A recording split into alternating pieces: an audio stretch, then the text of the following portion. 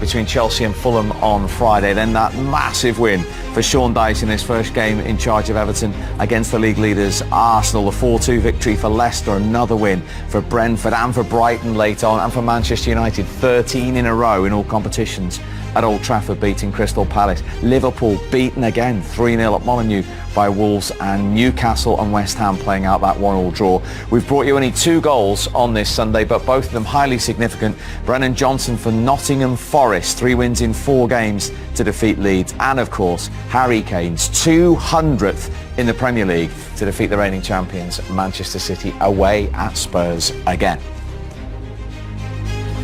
We mentioned how pivotal they were at both ends of the table.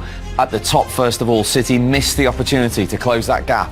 Arsenal lost yesterday, City lose today. So it's as you were before a ball was kicked this weekend. 5 points the difference. Arsenal still played a game less. Spurs are the big movers, up to 39 points. Now just a point off the top 4 in Newcastle, having played a game more. At the bottom, Nottingham Forest leap up to 13th, 24 points, level with Crystal Palace. Leeds missing the opportunity to go above Steve Cooper's side, and they remain out of the drop zone, only on goal difference, level on points with Everton after that win for Sean Dyche in his first game in charge. Harry, congratulations on the win over the champions, but for you personally, what does it mean today to become Tottenham Hotspur's all-time leading goal scorer? Yeah, it's hard to put into words, you know. Just a magical moment, and you know, I was so desperate to do it with a win as well. I wanted to win so bad. Once we went 1-0 up there, it was just about, you know, keeping a clean sheet, and yeah, to do it in front of the home fans, just a moment I'll never forget. You say it's hard to put into words. Your face seemed to say, "Oh, did the enormity of it hit you then?" What a great moment it was. I think so. I think, especially being here at home in front of the fans, it was just.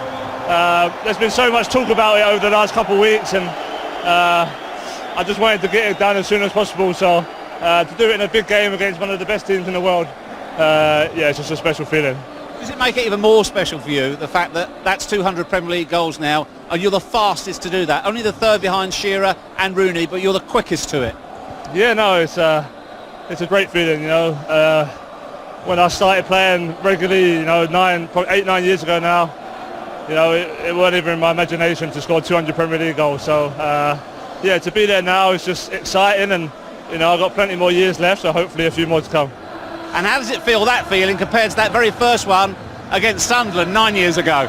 Yeah, it's amazing, you know, back when Tim Sherwood gave me my first start, and I was so desperate to make an impression then, and to score and win that was just a start. And then a lot of hard work between that game and with Maurizio and all the coaches, so just yeah, a magical feeling. And lastly, the fact that you've overtaken the great Jimmy Greaves, what does that add to it? A hero here? Yeah, no, a complete hero, one of the best strikers to ever play the game. So even to be in that company is a special feeling. So to overtake him, yeah, I'm sure his family will be watching and they'll be proud as well. So yeah, just overall a really good night. A fantastic achievement. Well done, Harry. Cheers, thank you. Yeah. A rightful name mentioned for Tim Sherwood there, for Harry Kane, who, reminder, gave him his full Premier League debut in a Tottenham shirt. He responded with a goal, and here we are, 199 Premier League goals later. Incredible achievement. Congratulations to Harry. Very proud of him. You know, he's for a boy who wasn't a podium player, you know, by any means. You wouldn't stick him up there as a gold medalist to say he's a certainty. You know, like a Lionel Messi, when you first clap your eyes on him, you think, wow, there's someone who's worked at his trade, got better and better. Thank goodness that Mauricio Pochettino took over for me. He'd already rehearsed Harry. He already showed he could do it. But a lot of other managers wouldn't be brave enough to keep him in there. But he was. He kept him in there. He developed along the way. He got stronger and stronger. Got better players in and around him. And he's gone on from strength to strength. But, you know, from that first moment when he earned the right to play, I remember telling him on the Friday morning, you're going to play tomorrow. He looked at me as if to say, about time. You know, I know he wasn't fazed.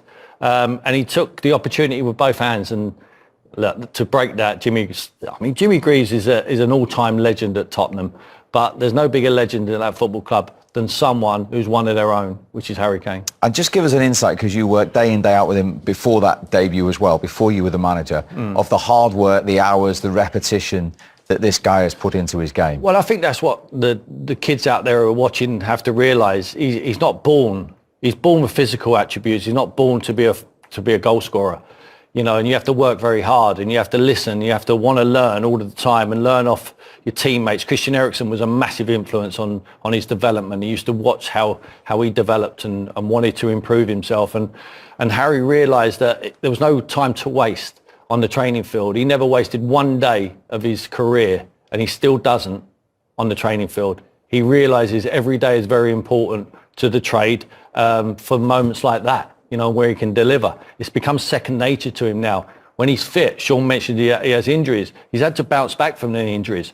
But what he does, he works very hard to get himself fit, and he studies the opposition, and he works with his teammates, and he realises where he can get better, and look what he's achieved. It's incredible. It is. And Christian Eriksen actually assisted his very first Premier League goal. And as we touched earlier on, he's not a Michael Owen or a Wayne Rooney who burst into his hometown club at 17 and stayed there ever since. He had 4 loan spells away from Tottenham, and they didn't all go his own way. He really has done it in a different way, hasn't he? A different route. Yeah, he's definitely done it in a different route, but I think all those loan spells that he did go to, it might not have been loads of goals that he scored, but he's come away from every loan with something different, whether it be strength, whether it be protecting the ball, whether it be finding little pockets so he's away from bigger people that might be able to move him off the ball. But as he's come back, all those things that he's learned, on top of what he's learning from the players he's played with, the managers he's played under, he's kind of put that all together. And for me, I never saw Kane until the last 3 years as a sort of Teddy Sheringham sort of player who will drop in those pockets and pick out those passes. But these are all things that he's picked up. And now, I wouldn't say he's the final product, because I still think he's got a lot more to give. But I would say he's kind of moulded everything he's learned, and you're seeing it. Last year, he was dropping too deep. Everyone was saying he's got to stay higher. This year, he's higher, and they're still getting the same goal return from him. So for me, you can see he's just always improving, and you can see he always takes on board what the managers and the coaches tell him. You can't always, when you're at a club like Tottenham, you can't always come out of the youth team straight to the first team squad. He had managers at the time who weren't prepared to give him the opportunity because their head is on the block. You know, they have to win football matches. They didn't trust him.